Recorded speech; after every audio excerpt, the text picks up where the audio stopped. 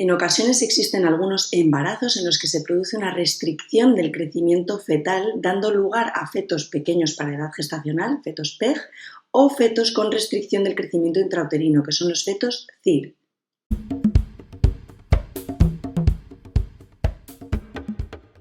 Llamamos feto con crecimiento intrauterino retardado o restringido cuando existe un peso fetal estimado menor de un percentil 3 o presencia de un peso fetal estimado menor al percentil 10 con alteración Doppler. El Doppler puede ser alterando el flujo cerebroplacentario o de las arterias uterinas. El feto pequeño para edad gestacional es el que presenta un peso fetal estimado entre 3 y 10 con un estudio Doppler normal. Este tema no es un protocolo de actuación. Para seguir un manejo clínico adecuado es importante que consultéis vuestras guías clínicas nacionales o las recomendaciones aprobadas por cada centro. Este vídeo está dirigido a profesionales de la salud. Si no lo eres, puedes consultar el vídeo correspondiente con un contenido más adecuado y comprensible en el área mujer. Os dejamos un enlace en la descripción. Si se sospecha un feto CIR, debemos identificar a qué edad gestacional está ocurriendo, tenemos que confirmar el diagnóstico y determinar si existe una causa y en qué gravedad existe la restricción de crecimiento. Se debe proporcionar asesoramiento a los padres, monitorizar el crecimiento y el bienestar fetal para seleccionar el momento y el modo de parto más apropiados. Cuando se asocia a factores intrínsecos como aneuploidía, malformaciones congénitas o infecciones, el pronóstico es peor y no suele poder mejorarse con ninguna intervención, pero el pronóstico mejora cuando el CIR se relaciona con una insuficiencia uteroplacentaria, aunque el riesgo de resultados adversos sigue siendo elevado. Para detectar una alteración del crecimiento fetal es muy útil la altura uterina y se debe explorar en cada visita desde las 26 semanas. Si se detecta una alteración en el crecimiento, se debe confirmar mediante la exploración ecográfica y la biometría fetal. Para que la estimación ecográfica de peso fetal sea correcta, es necesario que la edad gestacional esté bien definida, realizar una estimación de peso a partir de las biometrías fetales, que son el diámetro biparietal, el perímetro cefálico, la circunferencia abdominal y la longitud femoral, y calcular el percentil de peso según la edad gestacional. El percentil se debe calcular según el peso fetal estimado, ajustado por edad gestacional y varía según el sexo y el número de fetos. En algunas ocasiones, cuando la talla materna es de 150 centímetros o menor, o cuando el peso materno en primera visita es menor de 50 kilos, se podría ajustar el peso fetal en función de las características maternas, pero no es lo más frecuente. ¿Y por qué es tan importante el estudio Doppler en los fetos con restricción de crecimiento? Cuando hacemos un estudio Doppler se busca seguir una metodología que permita obtener resultados extrapolables. Nos ayuda a comprobar si existen cambios hemodinámicos con signos de hipoperfusión placentaria o redistribución de la circulación fetal que estén asociados a la disminución de peso fetal. Para cuantificarlo es cuando utilizamos normalmente el índice de pulsatilidad del Doppler. La arteria umbilical valora la resistencia a la perfusión de la unidad fetoplacentaria. Si está existiendo una obliteración de los vasos de la placenta, este progresivo cierre de los vasos se va a reflejar en la disminución del flujo diastólico final. Va a aumentar la IP hasta hacerse ausente, incluso reverso, y esto ocurre cuando se obliteran hasta el 70% de las arterias de las vellosidades terciarias. La arteria cerebral media transporta el 80% de la circulación cerebral y es el vaso más accesible para medir. Cuando la restricción de crecimiento es por una restricción del aporte sanguíneo, el feto va a activar un mecanismo de compensación en un intento de preservar el flujo cerebral en esta restricción, y esto se va a reflejar en una disminución de la resistencia del paso de sangre a través de la arteria cerebral media. Disminuye la IP porque produce una vasodilatación, intenta que toda la sangre vaya al cerebro.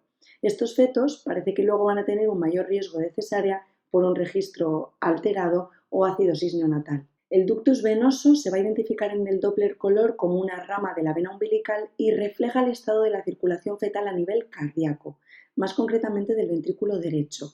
La disminución, ausencia o flujo reverso va a ocurrir cuando hay un empeoramiento de la función miocárdica, o sea que existe un compromiso circulatorio avanzado relacionado con un aumento de la mortalidad perinatal y neonatal. Cuando se detecta un feto con sospecha de CIR existen protocolos de estudio. Yo ahora os voy a contar una propuesta, pero lo ideal es que cada uno siga los protocolos de su centro o de su región.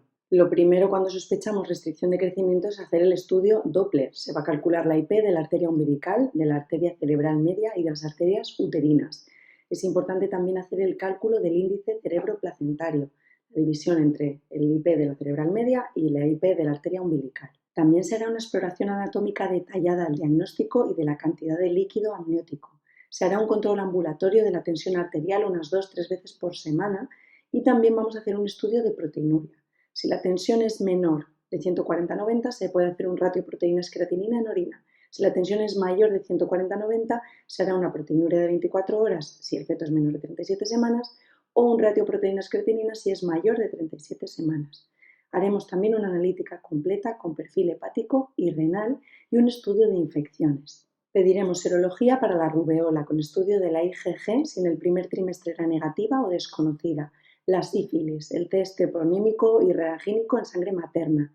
También se puede hacer un estudio de malaria en población de riesgo y el citomegalovirus. Si se va a hacer técnica invasiva por otro aspecto, se puede hacer PCR de citomegalovirus en líquido amniótico y si no, se realizará la IgG y la IgM en sangre materna.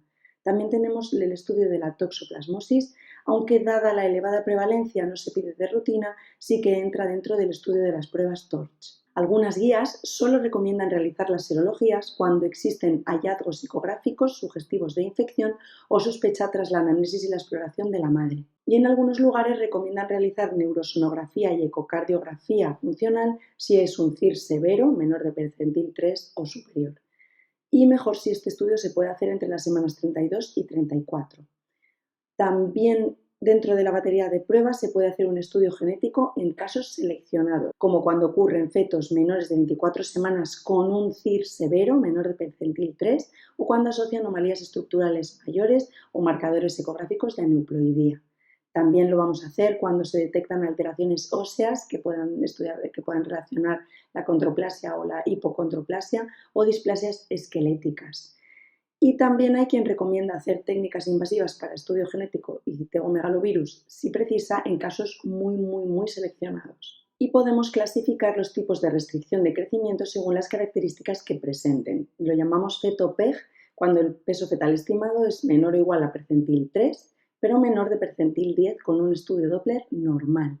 Y lo llamamos feto-CIR según las siguientes características. Hay 4 tipos de feto-CIR. El tipo 1 es cuando se presenta alguno de los siguientes criterios, o que tenga un peso fetal estimado menor de percentil 3, o un ICP, un índice cerebroplacentario menor de 5 en 2 ocasiones separadas más de 12 horas, o una alteración del IP de la cerebral media menor de 5 en 2 ocasiones también separadas más de 12 horas, o un IP medio de las arterias uterinas mayor de P95.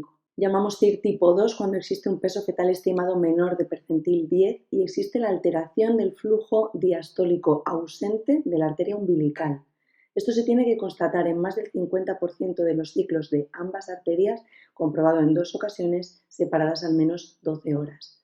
Y el tipo 3 es cuando existe el percentil menor de 10 más alguno de los siguientes criterios, o que existe un flujo reverso en la arteria umbilical, de nuevo más del 50% de los ciclos, en las 2 arterias, en 2 ocasiones y separadas entre 6 y 12 horas, o alteración del IP del ductus venoso, con una IP mayor del 95% o flujo diastólico ausente en este ductus venoso en 2 ocasiones separadas al menos 6-12 horas. Y en el CIR tipo 4, aparte del percentil menor de 10, puede asociar o flujo diastólico reverso del ductus venoso, también comprobado 2 veces separado entre 6 y 12 horas, o alteración del registro cardiotocográfico mostrando signos patológicos, con una variabilidad disminuida o con un patrón decelerativo. Cuando existe una restricción del crecimiento tenemos que comprobar que el feto sigue encontrándose bien y por eso hay varias pruebas que nos ayudan a comprobar el bienestar fetal y que lo tenemos que hacer seriadamente según vengan a los controles. En cuanto al Doppler, vamos a hacer el índice cerebroplacentario en todas las visitas. Las uterinas las vamos a hacer solo al diagnóstico. Se repiten cada 4 semanas si eran normales cuando las hicimos la primera vez o antes si hay algún cambio clínico. Y el ductus venoso solo lo vamos a hacer si existe algún Doppler fetal como la arteria uterina, la cerebral media o el índice cerebroplacentario que estén alterados. La otra posibilidad que nos ayuda a comprobar el bienestar fetal es el registro cardiotocográfico. Lo haremos en CIR 2 o superior solo a partir de las 26 semanas de gestación y también la ecografía, comprobando la cantidad de líquido amniótico. Y el perfil biofísico también puede ser de ayuda. En estos fetos vamos a hacer un seguimiento. Nos interesa sobre todo valorar la velocidad y la curva de crecimiento fetal, así como la evolución de la alteración hemodinámica si es que existe. La frecuencia de los controles se va adaptando según el grado de afectación fetal y esta es una de las propuestas. El PEG cada 2 o 3 semanas, el CIR1 cada 1 o 2 semanas, CIR2 cada 2-4 días, el CIR3 cada 24-48 horas y el CIR4 cada 12-24 horas. Cuando el CIR se asocia a una preeclampsia grave, aumenta la mortalidad perinatal, así que debemos aumentar un estadio de CIR en términos de seguimiento. La insuficiencia placentaria crónica puede producir la restricción de crecimiento y oligoamnios, y cuando se presentan juntos existe un riesgo moderadamente mayor de mortalidad perinatal, así que también debemos vigilarlo más estrechamente. La biometría se va a realizar según las medidas habituales, pero no se debe hacer antes de 2 semanas de la anterior. La velocidad de crecimiento normal en un feto pequeño sugiere un feto constitucionalmente pequeño, pero normal. Y en pacientes que están ingresadas, el Doppler se va a hacer según el seguimiento y el registro será diario en caso de CIR1 y CIR2 y cada 12 horas en caso de CIR3 o CIR4. ¿Cuál debe ser nuestra conducta obstétrica prenatal? Como recomendaciones generales se desaconseja el reposo absoluto domiciliario y se debe intentar eliminar los posibles factores externos como el tabaquismo y otros tóxicos. Lo que sí vamos a aconsejar es una baja laboral. Y solo son criterios de ingreso la indicación de finalización y la preeclampsia grave. En el resto de casos se va a intentar hacer un control ambulatorio. La maduración pulmonar fetal se va a hacer si existe prematuridad en los casos en los que se prevea una indicación de parto en los próximos 7 días si la situación clínica permite esperar a finalizar la pauta completa.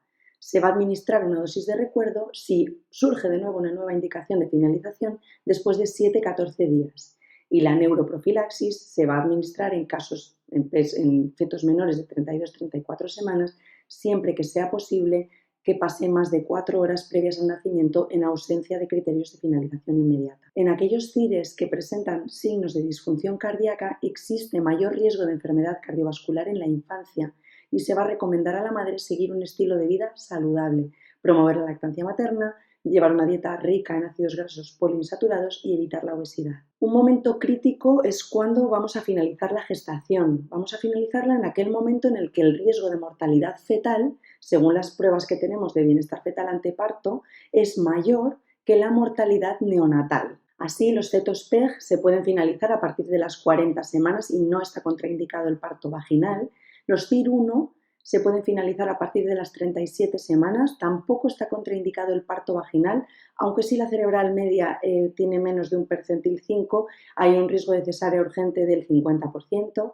En el caso del CIR2 finalizamos en las 34 semanas con cesárea electiva, CIR3 30 semanas con cesárea electiva y CIR4 a partir de las 26 semanas con cesárea electiva. En algunos centros, en casos con un flujo diastólico ausente o reverso, que son el CIR2 y el CIR3, si excepcionalmente las condiciones obstétricas son favorables y el registro muestra un patrón reactivo sin alteraciones, se puede valorar un intento de parto vaginal con monitorización continua. Sin embargo, el riesgo de cesárea por un registro patológico aumenta dada la mayor prevalencia de hipoxia crónica y de oligohidramnios en estos fetos. Y en fetos menores de 26 semanas se va a considerar el caso de un neonato periviable con probabilidades de supervivencia sin secuela grave inferiores al 50%.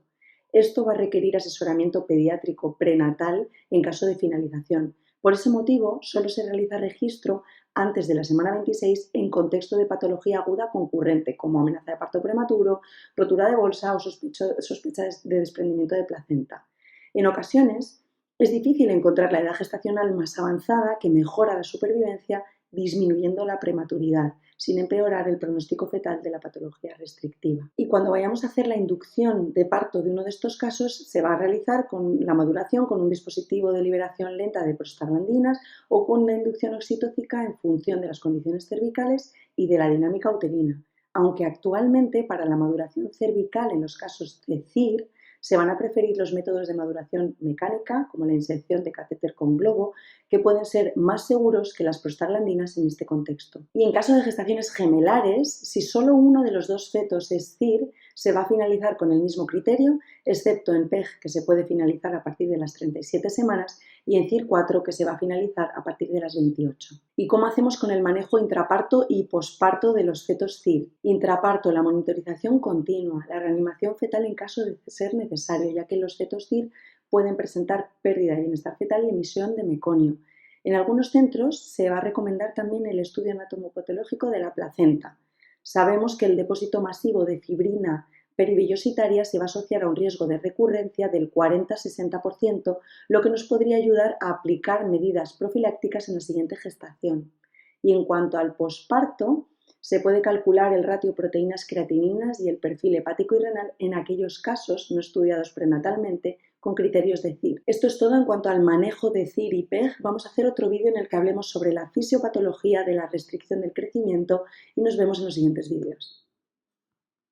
No olvides visitar nuestra página web, aulaginecología.com. Recuerda que todo el contenido es absolutamente gratuito. Vídeos, PDFs para seguir las clases, podcast, preguntas test. Además, con la suscripción, que también es gratuita, te enviaremos quincenalmente todas las novedades que hayamos publicado. Nos vemos pronto en aulaginecología.com.